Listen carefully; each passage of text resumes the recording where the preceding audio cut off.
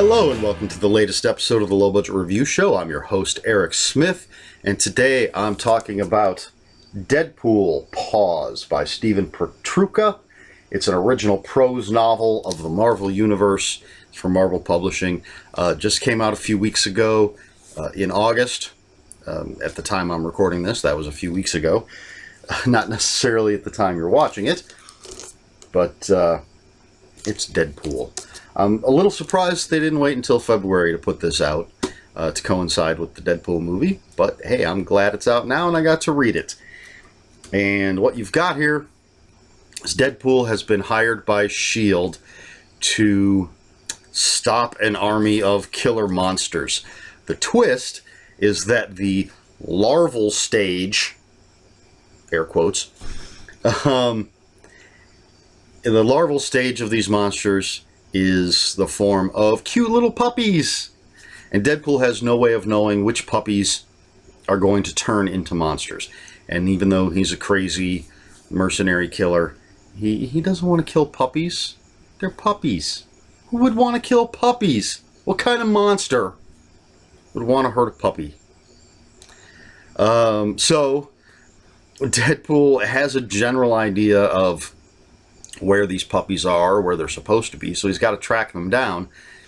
But he really can't do anything as long as they're in their puppy form. So he has to wait for them to turn into monsters. And of course, once they turn into monsters, it's all death and destruction and crazy cartoony violence. And that's your general setup there. Now, this is very much a Deadpool story. It's told in first person. Deadpool is the narrator, and it is very meta. It is very Deadpool. The voices in his head are represented by different fonts, typefaces, whatever you want to call it. One is bold, one is italics. So you've got that typical Deadpool arguing with the voices in his head thing. You've got the whole breaking the fourth wall thing. The opening page, the very first page, sets up the tone of the book. It starts with Deadpool falling from a penthouse to his, what would be the death of a normal person, but this is Deadpool. So, and it's the first page of a novel, so you know it's not going to be his death. But anyway, starts off, he's falling from this penthouse, and immediately he's wondering where the pictures are, and then realizes that this is a prose novel and not a comic book, and sort of laments the lack of visual aids, I suppose, in telling the story. So again, that really sets the tone for the whole book. There's a lot of that kind of thing going on, because of course Deadpool knows he's in comics. He knows he's a comic book character. Very, very funny stuff. But also, actually, some very poignant moments in this story.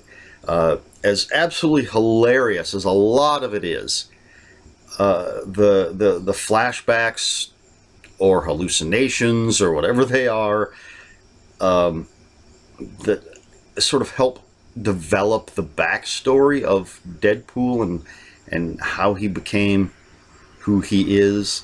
And we're going back to his childhood. Wade Wilson's childhood are very kind of dark. Not even kind of dark. They're very dark.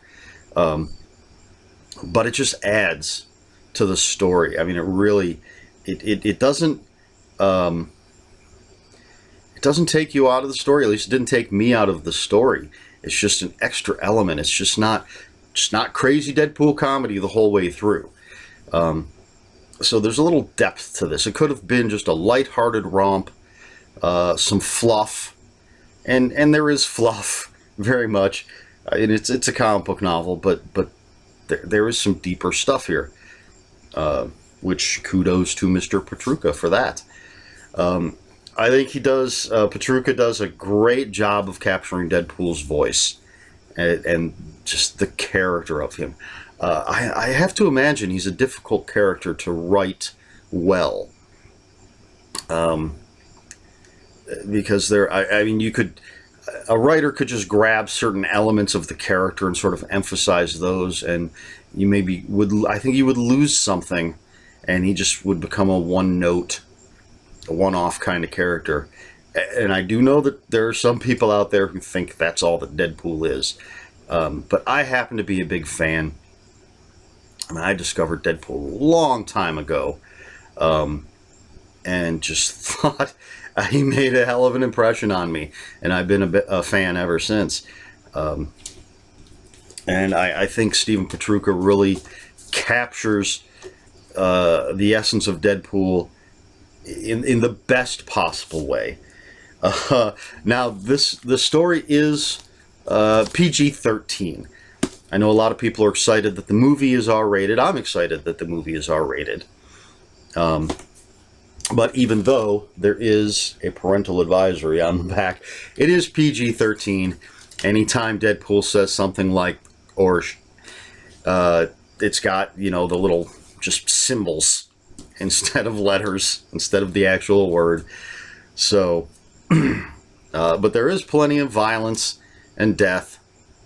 Because, again, it's Deadpool. There's a lot of gunplay and sword play and monster play.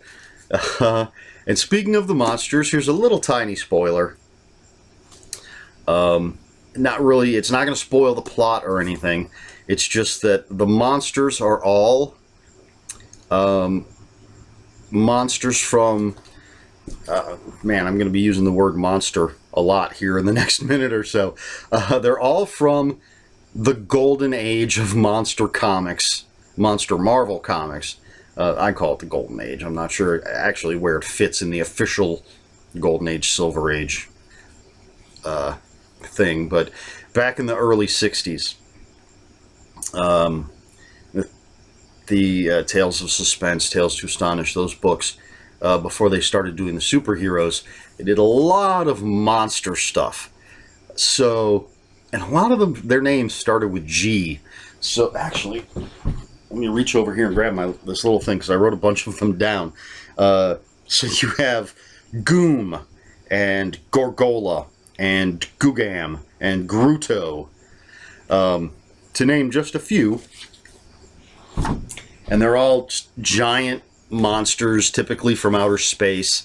If Groot weren't the hugely popular character that he is right now, thanks to a little movie you may have heard of called Guardians of the Galaxy, I really believe he would have been one of the monsters in this story, and I'm surprised Deadpool didn't mention that.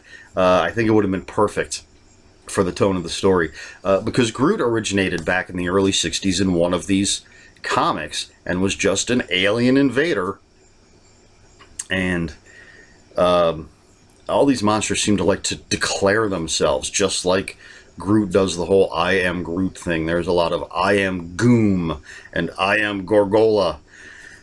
But I happen to love those old comics. They are from before my time, but I've gotten to read reprints and things from the stories, and they're all just crazy, bizarre looking, weird monsters.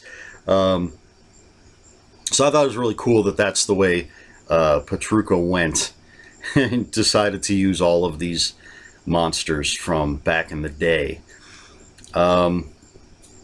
There are guest stars galore, if galore meant two. There's a lot of name dropping, but there are 2 guest stars. I'm not going to tell you who they are. You got to read it and find out for yourself. And by guest stars, I mean big name characters, because I don't consider some of the... There are characters from Deadpool history, but to me those aren't guest stars, because they were regulars in the old Deadpool comics. So they make appearances, some of these characters, but there are 2 big guest stars that show up at certain points. It's really just a lot of fun. There's a thing with the numbering of the chapters. I'm not going to get into the specifics of that, but that's a lot of fun. Again, it works because it's Deadpool, and he's the one talking to us. So he talks about there's a chase. Excuse me. There's a chase scene, and just the way Deadpool describes it and talks about chase scenes and everything. Just really, I think it's a fun book. If you're a Deadpool fan, I think you're really going to enjoy it. If you're just a general comic book fan, you know, pick this up. Give Deadpool a try before the movie comes out. It's good stuff. So we'll just get to the rating here, and I give Deadpool Paws. I give it 4.5 out of 5 asymmetrical Deadpool logos. It's really entertaining. It's been really hot here. So just kind of sitting back, relaxing, and reading a fun book was a great way to try and not melt in the heat. It's almost 5:30 in the morning as I record this, and it's still just really hot. You can't really quite see the sweat on my brow, but it's there. So, you know, I wish I had a kiddie pool. I'd have been kicked back in the kiddie pool reading me some Deadpool. Deadpool? Dead kiddie pool? I don't know. But yeah, a lot of fun. Paws, huh? I think that might be a reference to something with that cover. Not really sure what it is. But anyway, there it is. There's some Deadpool with his swords. Evil, powerful, cute refers to the monsters, not Deadpool. Deadpool's anything but cute. So there you have it. Me rambling about Deadpool Paws by Stefan Petrucha. Every time I say that title, I feel like I'm giving myself stage direction. Deadpool Paws, with hold for laughter. But you know, it's not that kind of pause. It's the other kind of pause. Like you might find on a cute little puppy that may or may not turn into a giant human-eating monster. So, yeah, good stuff. A lot of fun. A lot of great characters. I think Petrucha really captures the essence of Deadpool. So, pick it up. Read it. Enjoy it. Let's see. I will have a link for the book either in the comments below, or not the comments, but the description below, excuse me, or if I can, I'll have it up here somewhere. I'm learning how to do things. So if I can, I'll put a link for it up here. If not, it'll be in the description below. Please, if you have any comments, questions, or corrections, put them in the comments below. Let's talk Deadpool. A character I love. People think I'm a little Deadpool crazy. I've got a couple Deadpool t-shirts, Deadpool sweatshirt, a Deadpool, that tank. I don't know if you've seen those new superhero, almost like basketball tank top jersey things. I got the Deadpool one of those. I got Deadpool bobbleheads over there. Just Deadpool stuff all over. Except on the, he's not on the zombie quilt. There's no zombie Deadpool on the quilt. But yeah, I like the character. I can't wait for the movie. I was very excited to read the book. And you should too. Be excited. Read the book. Please like, share, and subscribe. I guess that's it. So, before I melt away in this heat, this has been the Low Budget Review Show. I have been Eric Smith, and until next time, read more books.